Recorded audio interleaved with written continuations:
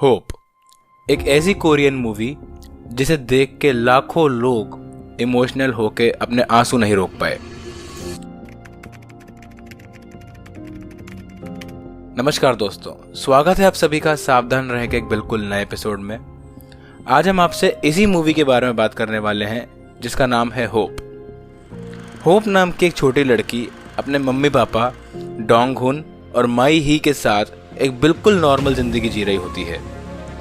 एक दिन स्कूल जाते समय एक अनजान इंसान ने होप को किडनैप किया, उसे बहुत बुरी तरह पीटा और उसके साथ बलात्कार तक किया और ये सब करने के बाद उसे अधमरी अवस्था में छोड़ कर चला गया। भगवान का शुक्र था कि वो बच गई और किसी तरह एम्बुलेंस को कॉल कर पाई। ये सारा इंसिडेंट होने के बाद होप के मम्मी पापा को पुलिस की तरफ से फ़ोन जाता है जो उनको बोलते हैं कि आप इमीडिएट हॉस्पिटल के इमरजेंसी वार्ड में आइए। जैसे ही होप के मम्मी पापा हॉस्पिटल के इमरजेंसी वार्ड में पहुंचते हैं, वो उसकी कंडीशन देख के बहुत बुरी तरह डर जाते हैं। होप को बहुत सारी इंटरनल चोटें लगी थी, बहुत सारी, जिसके कारण डॉक्टरों को बहुत बड़ी सर्जरी भी करनी पड़ी। एक होप के पापा जिनका नाम है डोंग हुन, उनको ये डॉक्टर ने ये भी बताया कि होप को अब जिंदगी भर कोलोस्टोमी बैग पहनना पड़ेगा और साथ ही साथ डॉक्टर ने ये भी बताया कि जैसे ही एक बार होप को होश आएगा, वो जांग सूक की मदद से जिसने उसके साथ ये सब किया उसको पहचान सकती है। जिस क्रिमिनल ने उसके साथ ये सब किया था वो उसको पहचान पाएगी इसके साथ। तो जो क्रिमिनल था उसको घर से गिरफ्तार कर लिया गया और मामला मीडिया तक भी पहुंच जाता है और ये बहुत बड़ा एक सनसनी मामला बन जाता है मीडिया में। जैसे ही मीडिया हॉस्पिटल पहुंची, होप के पापा ने ये देख लिया और वो उसको अपने कंधे पे उठा के उसे दूसरे रूम में ले जाता है। इतनी सारी चोट लगने के बाद और इतनी सारी सर्जरी होने के बाद होप को पोस्ट ट्रॉमेटिक डिसऑर्डर होता है। पोस्ट ट्रॉमेटिक डिसऑर्डर ये होता है कि अगर किसी इंसान को कोई बुरा हुआ हो, उसके साथ किसी इंसान के साथ अगर कुछ बुरा हुआ होता है तो उसको उस बारे में बहुत फ्रीक्वेंटली फ्लैशबैक्स आते हैं और वो डिप्रेस हो जाता है। तो वही होप के साथ भी हुआ और एक दिन जब उसका पापा उसका कोलोस्टोमी बैग बदल रहा था तो होप को उस इंसिडेंट के बारे में याद आया जो उसके साथ हुआ था और इसकी वजह से वो अपने पापा को ही क्रिमिनल समझने लगी। ये देख के जाहिर सी बात है होप के पापा का दिल तो टूटा ही, लेकिन उन्होंने कहीं ना कहीं ये भी समझा कि एक बीमारी है जिसके थ्रू गुजर रही है होप और ये बेहतर है कि वो उसके सामने कुछ टाइम ना ही आए, क्योंकि जैसे ही वो उसके सामने आ रहा था तो होप चिल्लाती थी और उससे दूर भगा देती थी।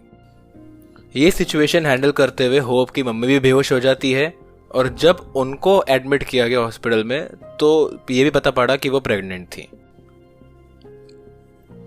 होप की मम्मी ने अपनी बेटी के लिए साइकोलॉजिकल हेल्प लेने से बिल्कुल स्ट्रेट अवे मना कर दिया था, क्योंकि वो चाहती है कि होप आने वाले टाइम में अपना एक नॉर्मल सा जीवन जिए, लेकिन डॉक्टर्स के अकॉर्डिंग और उसकी सिचुएशन के अकॉर्डिंग ये पॉसिबल नहीं था। तो ये समझते हुए उसके पापा ने उसको समझाया और इन दोनों ने साइकोलॉजिकल हेल्प के लिए एग्री हुए दोनों। इन सब के चलते होप के पापा को ये ध्यान आया कि जब से ये हॉस्पिटल में एडमिट तो खर्चा बहुत ज़्यादा हो रहा है और उसको भरने के लिए इतना पैसा उसके पास नहीं था। तो वो बहुत परेशान हुआ और उसने अपने दोस्त को बुलाया जो उसका ऑफिस का मैनेजर भी था। वो वहाँ बुलाता है उसको और ये बोलता है कि भाई मैं काम नहीं कर पाऊँगा बिकॉज मैं अपनी बेटी की तरफ ध्यान देना चाहता हूँ और थोड़े पैसों की नीड थी। तो उसने पैसों का भी थोड़ा मैटर बताया उसको कि भाई पैसे भी नहीं है मेरे पास। जैसे ही उसके मैनेजर ने ये बात सुनी तो उसने उसको काम पे ना आने की सलाह भी नहीं दी कि भाई तू काम पे तो आ, और उसको साथ ही साथ कुछ पैसे भी दिए। होप की मम्मी और उनकी कुछ फ्रेंड्स होप को खुश करने के लिए बहुत हेल्प करती हैं और होप के साथ खेलने के लिए कार्टून कॉस्ट्यूम किराए पर लाती हैं। होप के पापा अपनी बेटी को खुश करने के लिए उसका फेवरेट कार्टून जिसका नाम कोकोमोंग है उसका कॉस्ट्यूम पहनता है।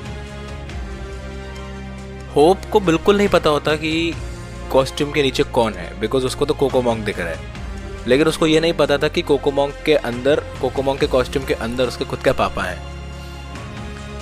और ना ही उसके पापा ने ये बात उसको पता पड़ने दी, बिकॉज वो बहुत खुश थे कि एटलीस्ट इसी वजह से अपनी बेटी के साथ टाइम स्पेंड कर पा रहा हूँ।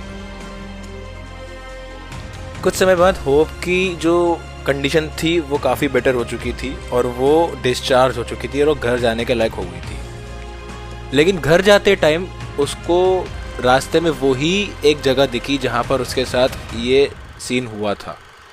ये देख के वो काफ़ी डर गई और उसको उल्टी भी हुई उस समय। जैसे तैसे उसके मम्मी पापा ने उसको गाड़ी में वापस बिठाया और जब वो घर पहुंचे तो देख के हैरान रह गए थे कि पूरे आसपास के पड़ोसियों ने उनके घर को बहुत सारे पॉजिटिव नोट से सजा रखा था।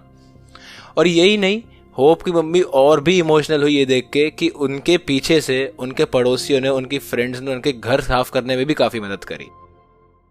तो कुछ समय बाद होप के पापा ने अपने काम पे जाना दोबारा स्टार्ट किया और इसी रूटीन में वो कोकोमोंग के कॉस्ट्यूम में तैयार होता था और स्कूल आने जाने के दौरान होप के उसके साथ में रहता था ताकि उसको अपनी बेटी के साथ टाइम स्पेंड करने का मौका भी मिले।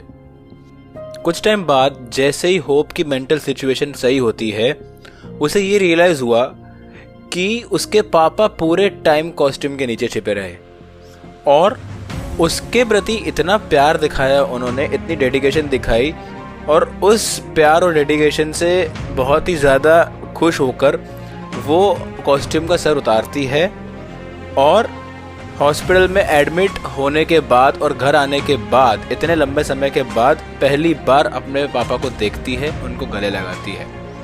ये इमोशनल मोमेंट देख के होप के पापा को रोना भी आया और एक खुशी का माहौल भी बना उनके घर।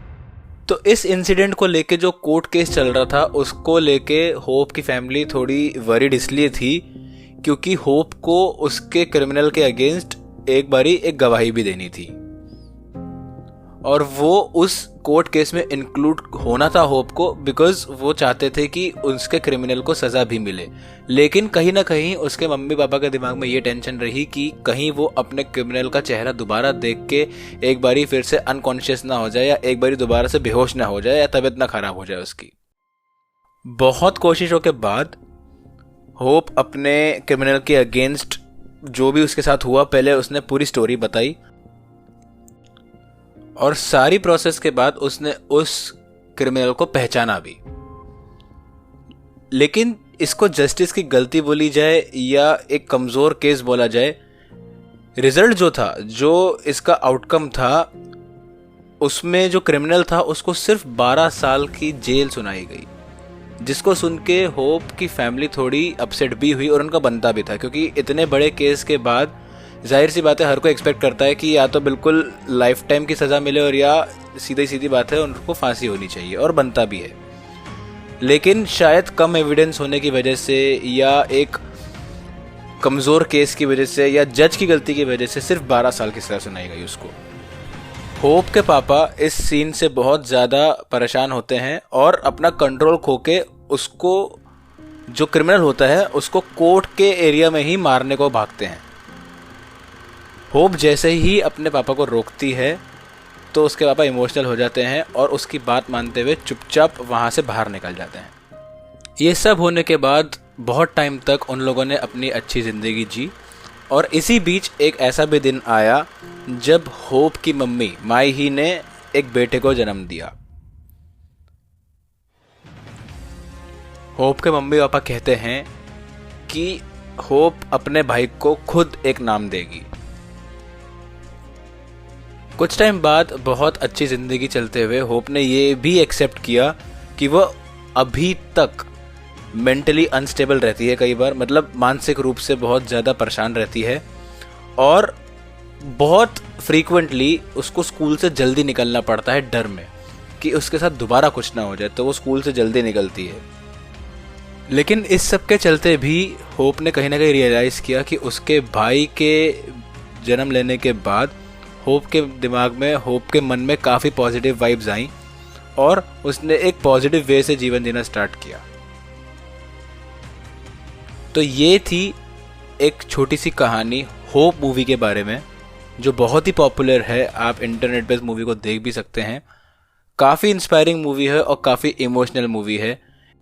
जिसकी स्टोरी आज के एपिसोड में हमने आपको बताई। इसी के साथ आज के एपिसोड की समाप्ति करते हैं। मिलेंगे एक नए एपिसोड में दोबारा। सावधान रहें, चैनल को सब्सक्राइब ज़रूर करें ताकि आने वाले वीडियोस की अपडेट आपको नोटिफिकेशन के थ्रू मिलती रहे। तब तक के लिए थैंक यू सो मच।